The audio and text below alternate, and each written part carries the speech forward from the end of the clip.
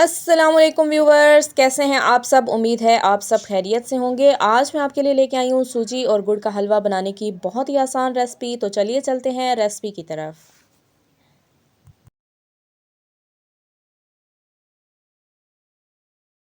हलवा बनाने के लिए मैंने एक पैन ले लिया है। अब मैं इसके अंदर 250 ग्राम गुड़ शामिल कर देती हूँ। गुड़ को मैंने एक दफ़ा धो के अच्छे तरीके से साफ़ कर लिया है, क्योंकि जब ये मार्केट से आता है तो इसके ऊपर काफ़ी ज़्यादा मिट्टी लगी होती है और बोरियों के रेशे वगैरह भी लगे होते हैं। तो आपने इसको एक दफ़ा अच्छे तरीके से धो के साफ़ करके फिर हलवे में इस्तेमाल करना है। गुड़ और सूजी का हलवा बनाने से पहले आपके लिए 2-3 बातों का जानना बेहद ज़रूरी है। सबसे पहली बात यह है कि आपने जब भी मार्केट से गुड़ ख़रीद के लाना है तो आपने डार्क ब्राउन कलर का गुड़ ख़रीद के लाना है, क्योंकि जैसे ही गुड़ की रंगत होगी वैसे ही हलवे की रंगत भी होगी। तो गुड़ और सूजी का हलवा डार्क ब्राउन कलर में अच्छा लगता है, तो आपने डार्क ब्राउन कलर का ही गुड़ लेना है। दूसरी अहम बात गुड़ की मिकदार है कि आपने इसमें कितना गुड़ डालना है। तो आपने जितनी सूजी ली है उसी हिसाब से मैयर करके आपने इसमें गुड़ भी डाल देना है, ताकि मीठे की मिकदार बिल्कुल परफेक्ट रहे। लेकिन अगर आप ज़्यादा मीठा खाने के शौकीन हैं तो आप इसमें गुड़ की मिकदार थोड़ी ज़्यादा भी कर सकते हैं।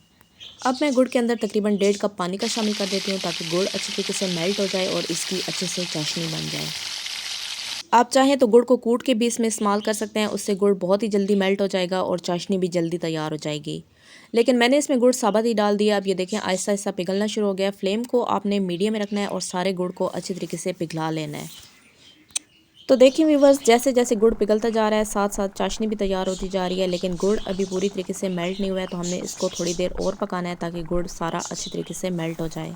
8 से 10 मिनट के लिए मैंने इसको अच्छे से पका लिया है और देखिए व्यूवर्स, इसके ऊपर काफ़ी ज़्यादा बबल्स भी आना शुरू हो गए हैं और गुड़ की बहुत ही अच्छी सी खुशबू भी आना शुरू हो गई है।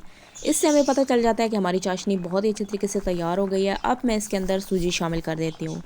सूजी के अंदर जितना एक्स्ट्रा पानी था वो सारा मैंने इसमें से रिमूव कर दिया है। अब मैं आहिस्ता आहिस्ता ये सूजी इसमें शामिल कर देती हूँ।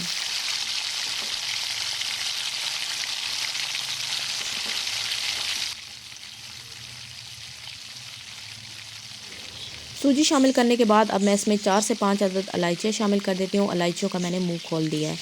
हलवे में इलायचियाँ शामिल करने से माशाल्लाह से बहुत ही अच्छा टेस्ट और फ्लेवर आएगा। ये मैं इसमें शामिल कर देती हूँ और इसके साथ ही मैं इसमें 250 ग्राम घी शामिल कर देती हूँ।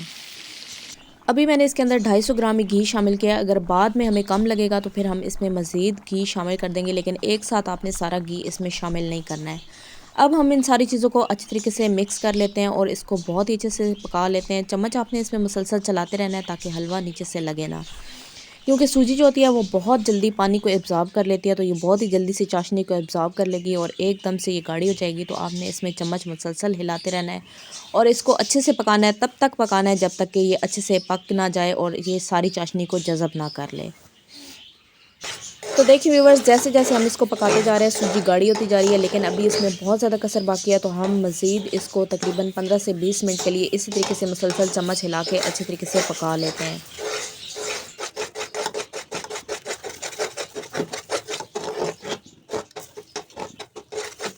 15 मिनट हो चुके हैं मुझे हलवे को पकाते हुए और देखें व्यूवर्स, 80% हमारा हलवा तैयार हो चुका है, क्योंकि इसने अब घी छोड़ना शुरू कर दिया है। 250 ग्राम मैंने इसमें घी डाला था और अब हम इसमें मज़ीद घी नहीं डालेंगे, क्योंकि जितना घी हमने इसमें डाला है ये हलवे के लिए काफ़ी है। अभी हम इसको थोड़ी देर और पका लेते हैं, ताकि सूजी का जितना कच्चापन है वो भी अच्छी तरीके से ख़त्म हो जाए और हमारा हलवा भी बहुत ही अच्छी तरीके से पक के तैयार हो जाए।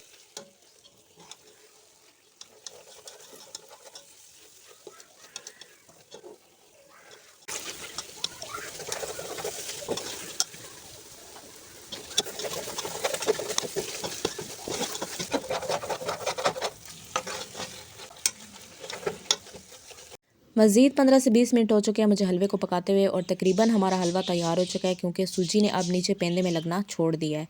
तो जब इस तरीके से सूजी पेंदे को छोड़ देगी तो इससे हमें पता चल जाएगा कि हमारा हलवा तैयार हो चुका है। अब मैं इसके अंदर ड्राई फ्रूट्स शामिल कर देती हूँ। आपको जो भी ड्राई फ्रूट्स पसंद हो आप अपनी पसंद के मुताबिक इसमें डाल सकते हैं।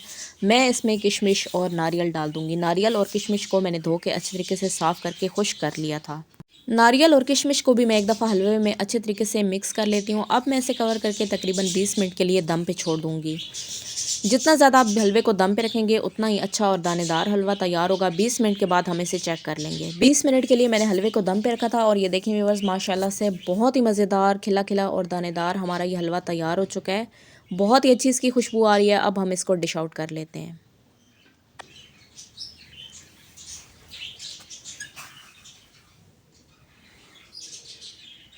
हलवे को मैंने डिश आउट कर लिया है और माशाल्लाह से बहुत ही मज़ेदार हमारा ये हलवा तैयार हुआ है। आप इस रेसिपी को फॉलो करके घर पे हलवा ज़रूर बनाइएगा, यकीनन सबको बहुत पसंद आएगा।